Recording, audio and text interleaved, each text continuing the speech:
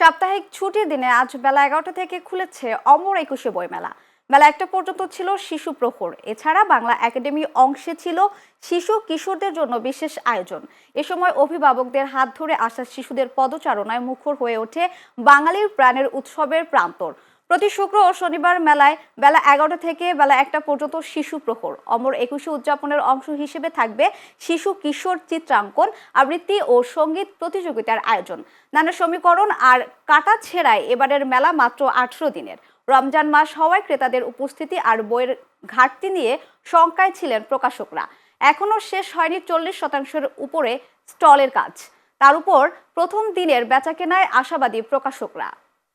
আমার বাচ্চা এখানে আসার জন্য খুব উদ্গ্রীব। কালকেও আমরা এসেছি, চিত্রাঙ্কন প্রতিযোগিতায় অংশগ্রহণ করেছে আমার মেয়ে, আবৃত্তিতে। আজকে সকালে গানের প্রতিযোগিতায় অংশগ্রহণ করে। ধন্য ধন্য বলি তারে, ধন্য ধন্য বলি তারে, বেঁধেছে এমন ঘর, বেঁধেছে এমন ঘর, শূন্যের ওপর পোছতা করে।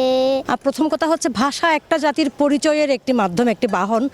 আর ভাষার মাসে যে বই মেলা হয়, এটা আমার মনে হয় বাঙালি সংস্কৃতির, বাঙালির যে অস্তিত্ব, সেটা ধরে রাখার একটা মাধ্যম। বাচ্চাদের নিয়ে চিত্রাঙ্কন প্রতিযোগিতা, বিভিন্ন রকম গান প্রতিযোগিতা, কবিতা আবৃত্তি, এগুলো আমাদের বাঙালির প্রতিভার যে বিকাশ, এই যে বিকাশের একটা মাধ্যম এবং সংস্কৃতির একটা প্রতিফলন। তো আমরা বাংলা একাডেমির প্রতি গভীরভাবে কৃতজ্ঞতা প্রকাশ করছি যে তারা সুন্দর একটা অনুষ্ঠান আয়োজন করার জন্য। The capital recreation club limited এর সকল সদস্যদের সম্মানে ক্লাবের কার্যনির্বাহী পরিষদের পক্ষ হতে বাৎসরিক ইফতার ও দোয়া মাহফিল অনুষ্ঠিত হয়েছে। শুক্রবার 27 ফেব্রুয়ারি রাজধানীর গুলশানে দি ক্যাপিটাল রিক্রিয়েশন ক্লাব লিমিটেড এর হলরুমে এই বাৎসরিক ইফতার ও দোয়া মাহফিল অনুষ্ঠিত হয়। অনুষ্ঠানে ক্লাবের সভাপতি মোহাম্মদ আবুল হোসেন এর স্বাগত বক্তব্য ও ক্লাবের director food and beverage Mehedi Hasan Mithu আগত অতিথিদের ধন্যবাদ জ্ঞাপন করে বক্তব্য প্রদান করেন। অনুষ্ঠানে আরও উপস্থিত ছিলেন ক্লাবের director admin engineer Kamruzzaman, finance director জনাব সাইদ হোসেন কানুন, ডিরেক্টর আইটি ও event engineer Abu Al Siraji, director discipline Abdul Mannan, director prayer Boinuddin Nuri Milki, director লাউস মীর জাকির হোসেন মানিক, ডিরেক্টর কালচারাল মাহবুব হাসান গুড্ডু সহ ক্লাবের পরিচালনা পরিষদের সকল সদস্যবৃন্দ। হঠাৎ করে বঙ্গোপসাগরে জলদস্যুদের তৎপরতা বেড়ে যাওয়ায় নাফ নদী থেকে গভীর সমুদ্র পর্যন্ত 24 ঘন্টা টহল জোরদার করেছে বাংলাদেশ কোস্টগার্ড। কক্সবাজারের কুতুবদিয়া, মহেশখালী ও চট্টগ্রামের বাঁশখালী উপকূলে জেলেদের জিম্মি করে মাছ, জাল ও জ্বালানি লুটের ঘটনায় উদ্বেগ তৈরি হয়েছে বলে জানিয়েছে স্থানীয়রা। দস্যুতা ঠেকাতে আধুনিক radar, automatic identification system VHF ও HF কমিউনিকেশন এবং VPS প্রযুক্তির মাধ্যমে সন্দেহজনক জলযানের গতিবিধি সার্বক্ষণিক পর্যবেক্ষণ করা হচ্ছে। কোস্টগার্ড জানায়, গত 2 মাসে বিশেষ অভিযানে 4টি আগ্নেয়াস্ত্র সহ 30 জন দস্যুকে আটক এবং জিম্মি থাকা 32 জেলেকে জীবিত উদ্ধার করা হয়েছে। ময়মনসিংহের নান্দাইলে বাংলাদেশ প্রেস ক্লাব নান্দাইল শাখার প্রথম প্রতিষ্ঠা বার্ষিকী উপলক্ষে আলোচনা সভা অনুষ্ঠিত হয়েছে। শুক্রবার নান্দাইল উপজেলায় নান্দাইল পাইলট উচ্চ বালিকা বিদ্যালয়ের হলরুমে আলোচনা সভা অনুষ্ঠিত হয়। বাংলাদেশ প্রেস ক্লাব নান্দাইল শাখার সভাপতি আব্দুল হান্নান মিয়ার সভাপতিত্বে সভায় বক্তব্য রাখেন বাংলাদেশ প্রেস ক্লাব নান্দাইল শাখার প্রধান উপদেষ্টা অধ্যাপক আবু তাহের সাগর, ময়মনসিংহ বিভাগীয় বাংলাদেশ প্রেস ক্লাবের সভাপতি শামীম তালুকদার, নান্দাইল প্রেস ক্লাবের সভাপতি এনামুল হক বাবুল ও কালের কণ্ঠের জেলা প্রতিনিধি রবিউল আলম ফরাজি সহ অনেকে। প্রধানমন্ত্রী তারেক রহমানের নেতৃত্বে বাংলাদেশ নতুন করে বিশ্ব দরবারে মাথা উঁচু করে দাঁড়াবে বলে মন্তব্য করেছে ঢাকা 2 আসনের সংসদ সদস্য আমানুল্লাহ আমান। শুক্রবার সন্ধ্যায় বিএনপি ও সহযোগী সংগঠনের আয়োজনে ইফতার ও দোয়া মাহফিলে তিনি একথা বলেন। তিনি আরও বলেন, একটি সুষ্ঠু নিরপেক্ষ নির্বাচনের মাধ্যমে দেশের মানুষ পেয়েছে গণতান্ত্রিক সরকার। গণতান্ত্রিক সরকারকে দেশবাসীকে সহায়তা করার আহ্বান জানিয়ে তিনি বলেন, প্রধানমন্ত্রী তারেক রহমানের নেতৃত্বে সন্ত্রাস, চাঁদাবাজ, মাদকমুক্ত নতুন বাংলাদেশ গড়ে তোলা হবে। এ সময় ইফতার ও দোয়া মাহফিলে প্রয়াত জিয়াউর রহমান ও বেগম খালেদা জিয়ার রুহের মাগফিরাত কামনা করে দোয়া করা হয়।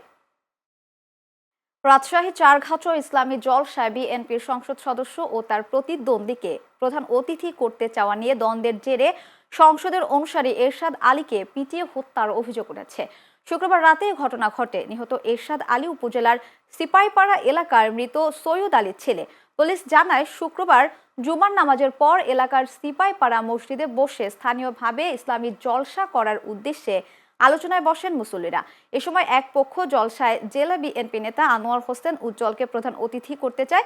অপরদিকে নিহত এরশাদ সহ অপর পক্ষ রাজশাহী ৬ আসনের সংসদ সদস্য আবু সাইদ চাঁদকে প্রধান অতিথি করতে চায়। এ নিয়ে উভয় পক্ষের মধ্যে কথা কাটাকাটিতে আলোচনা স্থগিত হয়ে যায়। রাতে এরশাদ আলী তারাবির নামাজ শেষে বাড়িতে ফেরার পথে আনোয়ার হোসেন উজ্জ্বলের অনুসারীরা পিটিয়ে গুরুতর আহত করে। আহত অবস্থায় এরশাদ আলীকে স্বাস্থ্য কেন্দ্রে নেওয়া হলে কর্তব্যরত চিকিৎসক তাকে মৃত ঘোষণা করেন। চাঁদপুরের মতলবে মুন্সিরহাট ব্রিজের দক্ষিণ পাশে দাঁড়িয়ে থাকা জৈনপুর এক্সপ্রেসে অগ্নিকাণ্ডের ঘটনা ঘটেছে।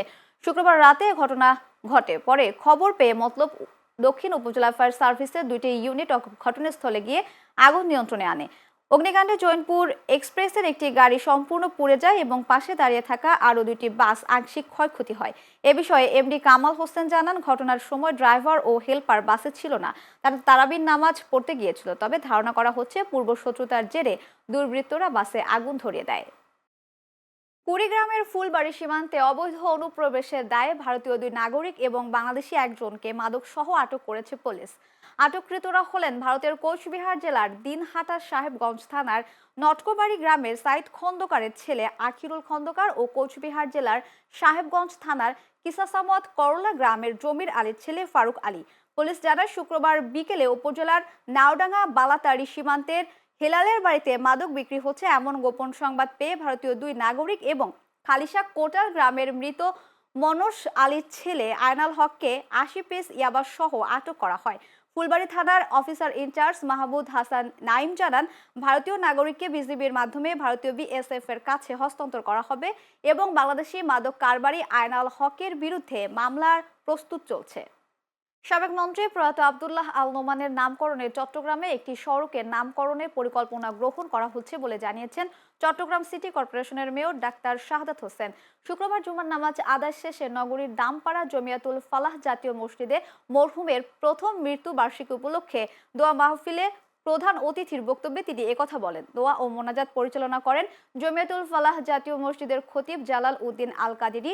এছাড়া উপস্থিত ছিলেন চট্টগ্রাম 9 আসনের সংসদ সদস্য আবু সুফিয়ান, নগর বিএনপির সাবেক সাধারণ সম্পাদক আবুল হাশেম বক্কর, নগর বিএনপির যুগ্ম সম্পাদক ইয়াসিন চৌধুরী লিটন ও যুবদলের সাংগঠনিক সম্পাদক এমদাদুল হক বাদশা সহ থানা ও ওয়ার্ডের বিভিন্ন রাজনৈতিক নেতাকর্মীরা। চট্টগ্রাম 11 আসনে 11 দফার প্রথম দফা পতেঙ্গায় হাসপাতাল নির্মাণ করার ধারাবাহিকতায় প্রস্তাবিত সরকারি হাসপাতালের জন্য জমি পরিদর্শন করলেন অর্থ ও পরিকল্পনা মন্ত্রী আমির খসরু মাহমুদ চৌধুরী। শুক্রবার বিকেলে তিনি পতেঙ্গা থানার জেলে পাড়া এলাকায় প্রস্তাবিত সরকারি হাসপাতাল নির্মাণের লক্ষ্যে নির্ধারিত জমি সরজমিন পরিদর্শন করেন।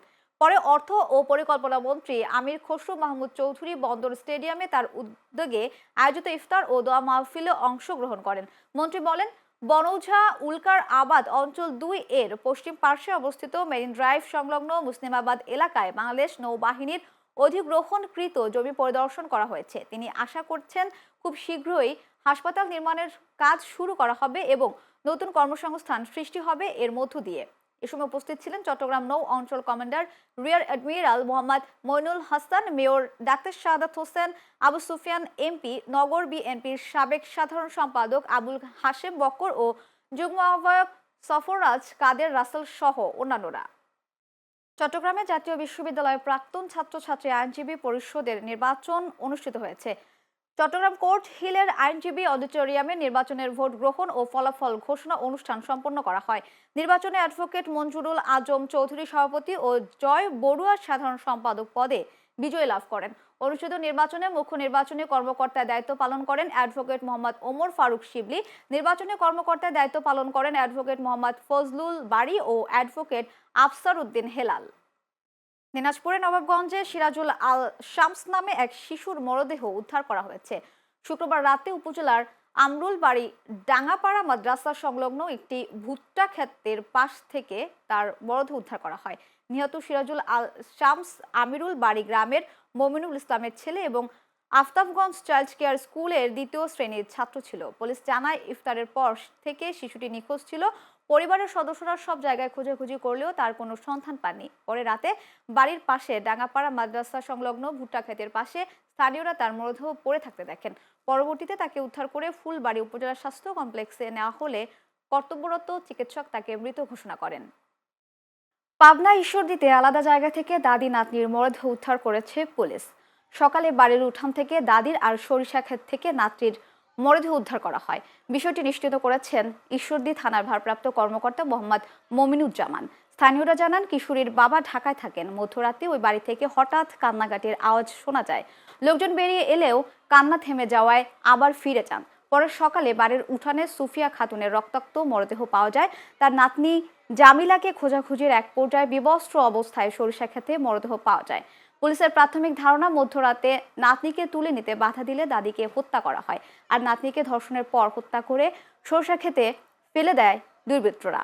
তার মরদেহ বিবস্ত্র অবস্থায় পাওয়া যায়। ঈশ্বরদী সার্কেলের অতিরিক্ত পুলিশ সুপার প্রণব কুমার বলেন, বিষয়টি নিয়ে পুলিশ কাজ করছে। তদন্তের মাধ্যমে আইনগত ব্যবস্থা নেওয়া হবে। বসন্তের আগমনে চাঁপাইনবাবগঞ্জে গাছে গাছে ছেয়ে গেছে আমের সোনালী মুকুলে।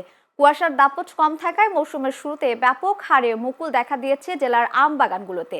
পরিচর্যায় ব্যস্ত সময় পার করছেন চাষি ও বাগান মালিকরা। পোকার আক্রমণ থেকে রক্ষায় মুকুলে কীটনাশক ও ছত্রাকনাশক ছিটাচ্ছেন তারা। আম উৎপাদনে চাষিদের পরামর্শ দিয়ে যাচ্ছে কৃষি বিভাগ। প্রতিনিধি মিজানুর রহমানের পাঠানো তথ্য ও ছবিতে দেখুন প্রতিবেদন।